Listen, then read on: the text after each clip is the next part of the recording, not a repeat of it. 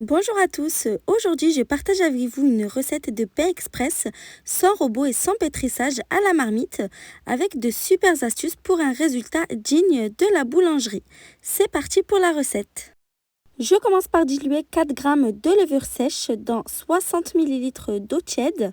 Pour la levure, c'est l'équivalent d'une cuillère à café.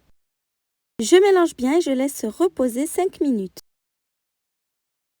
Dans un récipient, je mets 350 g de farine tout usage. Donc c'est la farine T45, c'est celle qu'on trouve le plus facilement. Je creuse un puits sur le côté et j'y mets une cuillère à café de sel et puis je le recouvre de farine. Vous pouvez aussi faire la recette sans sel. Je fais ensuite un autre puits au centre. Je verse le mélange d'eau et de levure. Vous pouvez remplacer la levure sèche par de la levure fraîche, vous en mettrez 10 g. Pour terminer, je mets 200 ml d'eau à température ambiante. Et on n'a absolument pas besoin de mettre la main à la pâte.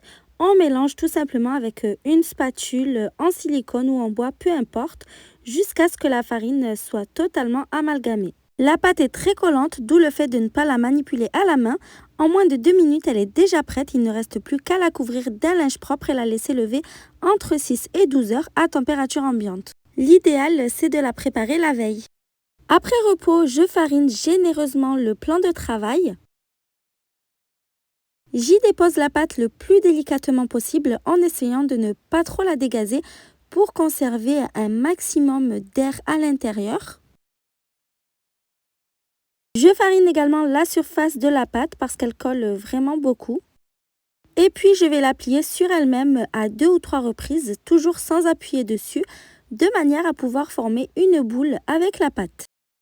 Je la couvre de film alimentaire, je la laisse reposer 45 minutes. Pendant ce temps, je préchauffe mon four à 230 degrés avec ma marmite à l'intérieur. Assurez-vous d'utiliser une marmite ou une cocotte enfante qui supporte des températures élevées. Après 45 minutes de repos de la pâte, je retire le film alimentaire. Je récupère la marmite du four, je retire le couvercle et je mets à l'intérieur un disque de papier sulfurisé. Je farine généreusement la surface de la pâte et j'essaie de la prendre délicatement et de la mettre dans la marmite. La cuisson en marmite ou cocotte permet de garder toute l'humidité pour assurer une surface extrêmement croustillante et une mie bien moelleuse et permettre aussi une cuisson uniforme du pain. Avec la lame des couteaux, on fait une croix pour permettre au pain de bien gonfler. Je mets le couvercle et je mets dans le four à 230 degrés sur la plaque du milieu pendant 30 minutes. Après 30 minutes de cuisson, le pain a bien gonflé et bien doré. Je retire le couvercle et je poursuis la cuisson pour 10 minutes supplémentaires. Quand le pain est bien doré, je le retire du four et je le réserve sur une grille pour le laisser bien refroidir. Il va falloir attendre que le pain refroidisse complètement avant de le trancher pour éviter qu'il s'effrite. Pour vérifier la cuisson du pain à l'intérieur, il faut tapoter en dessous. Si ça sonne creux, c'est que c'est cuit.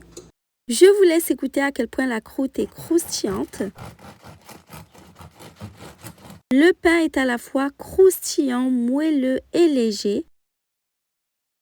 Le secret de cette recette, c'est vraiment la cuisson en marmite. Essayez sur une plaque de cuisson normale, vous verrez que le résultat ne sera pas aussi parfait. J'espère vraiment que la recette vous a plu. Si c'est le cas, comme d'habitude, n'oubliez pas de commenter, de liker et de partager la vidéo. À bientôt!